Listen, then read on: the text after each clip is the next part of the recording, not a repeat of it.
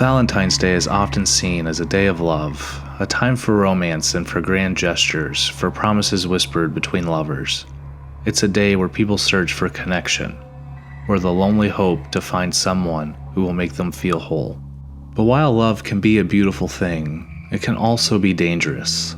The same emotions that bring people together can blind them, lure them into something they never expected.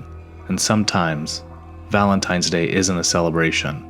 Sometimes, it's a warning. For Adrian Cox Jr., Valentine's Day wasn't filled with love. It was filled with terror. He thought he had found something special, something different, a connection that pulled him in deeper and deeper, until he was too far gone to turn back. But what he thought was love was something much darker, much deadlier. This story is based on the real-life disappearance of Adrian Cox Jr., who vanished on February 14th, 2020 in Louisiana. His last known moments were spent fleeing into the dark, swampy woods after crashing a stolen car, a car he had taken under circumstances that remain a mystery. Some say he was picked up by a friend. Others believed he simply vanished into the wilderness. Despite extensive searches, no trace of him has ever been found. This is a fictional retelling of Adrian's final moments through his own perspective. Could it be an imagined horror, or just another eerie story whispered in the shadows? Or could there be truth hidden within the fiction? After all, legends are born from something, and sometimes the scariest stories are the ones closest to reality.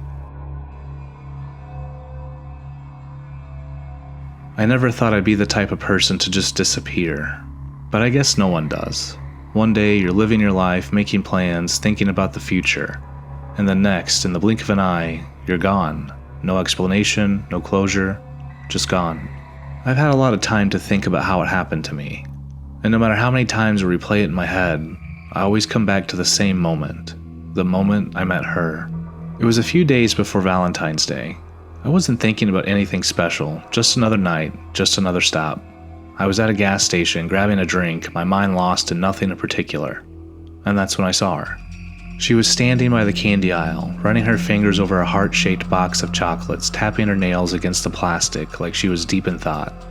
Long, dark hair cascaded over her shoulders, and when she turned to look at me, her golden eyes seemed to glow under the fluorescent lights. Something about her unsettled me, but I didn't look away. She smiled like she already knew me, like she had been waiting. She introduced herself as Lena. She asked if I had plans for Valentine's Day, her voice smooth, warm, wrapping me around like silk. I had told her I didn't. She told me that I should take her out. And just like that, I was hooked. She gave me her number and address and told me to come pick her up around 7 p.m. sharp. She smiled and walked out of the gas station without saying another word. It wasn't until the day before our date that I realized I had a problem. A big problem.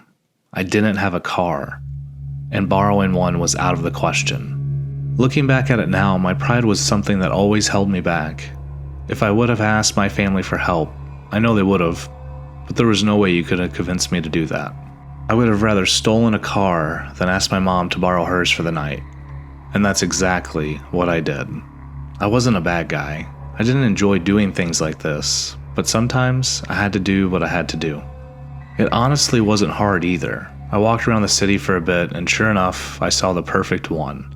A black Nissan Altima, sleek and fast, just sitting there, waiting for me. The keys were inside. It felt like a sign. I told myself it was just for one night, just to impress her. I picked Lena up, just right at 7 p.m. She stepped outside in a deep red dress that clung to her body, her lips painted to match. She slid into the passenger seat like she had done it 100 times before. When I told her she looked beautiful, she just smiled, like she already knew. Dinner was perfect. She wanted to know everything about me, my childhood, my family, my dreams, and I told her. I told her things I hadn't even thought about in years. People knew me as a reserved person. I never opened up to anyone.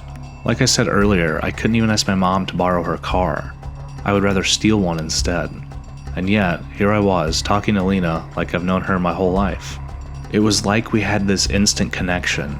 I never believed in soulmates, but there wasn't a person in the world who could have convinced me otherwise in that moment. The whole time, she listened intently, watching me with those golden eyes, like she wasn't learning about me. She was just confirming what she already knew. After dinner, I drove her home. Before she got out, she leaned close, her fingers trailing down my arm, her lips brushing against my cheek. She told me to drive safe, and then she was gone. I was the happiest I'd ever been. Driving back to town, I was smiling like a second grader who just got his first kiss. I felt like nothing could go wrong. And that's when I saw the flashing red and blue lights. Sirens blared behind me. My heart slammed into my ribs. I had no idea how long the cops had been following me, but I knew one thing. I was screwed. My phone rang. It was Lena.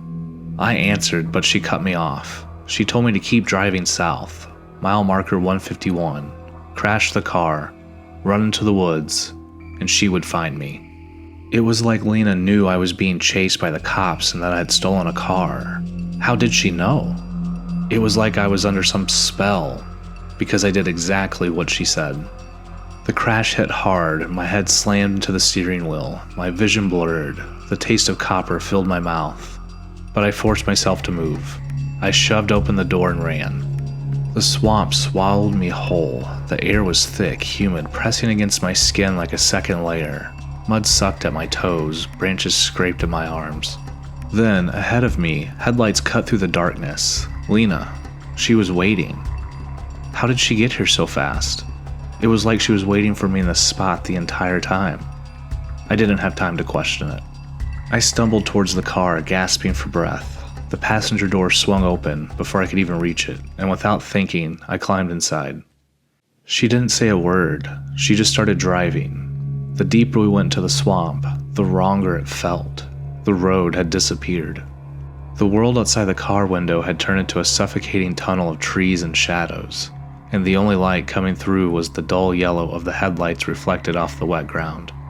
I asked her where we were going. She only smiled. Then she stopped the car. She stepped out first, moving like she had done this before. I hesitated before following. When I asked her what was wrong, she turned to me slowly, her head tilting just slightly, her golden eyes glowing in the dark. She said she just wanted to be alone with me. Then she changed. My mind couldn't process what I was seeing.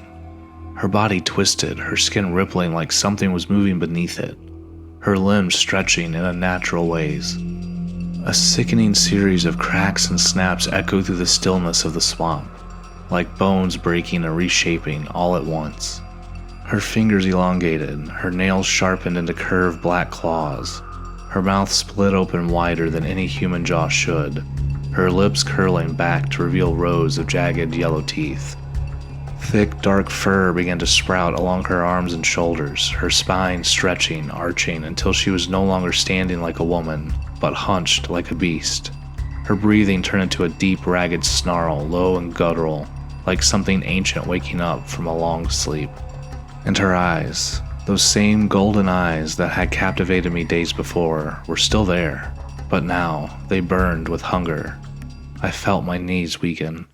But as I stood there, frozen in horror, something clicked in the back of my mind. I had heard of this before.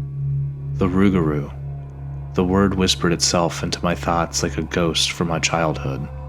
I grew up hearing the stories, passed down from elders who swore it was more than just a legend. The rougarou, Louisiana's own nightmare, the beast that lurked in the swamps, half human, half wolf. A creature that hunted the wicked, punishing those who broke certain taboos like failing to observe Lent or spilling family secrets. Some said it was a curse passed through blood, trapping a person in its monstrous form unless they could make someone else bleed. Others claimed the rougarou wasn't cursed at all. It was a predator, born from something much older, something that had always been in the swamp, waiting. The old folks used to say that if you ever saw a rougarou, you were already dead. I never really believed in those stories. They were meant to scare kids, to keep them away from wandering too deep into the bayou at night. But standing there, watching Lena's beautiful, delicate form melt away into something grotesque and inhuman, I realized those stories were never just stories. The rougarou wasn't just some bedtime story. It was real, and I was about to become part of the legend. She wasn't Lena anymore. She was something else, something ancient, something hungry. And then she lunged, and I ran. The swamp was endless, trees blurring together as I stumbled through the mud, My breath came in ragged gasps, my heart hammering against my ribs. Behind me, I could hear her. Not footsteps, something else. A wet, slithering sound, a heavy, snarling breath, claws tearing into the earth. Then I tripped. I crashed onto my back. Before I could react, Lena was on top of me. Well, what used to be Lena at least. She pinned me down, one claw hand pressing against my chest. Her breath was hot, thick with the stench of damp fur and rotting meat. I struggled, but I already knew it was useless.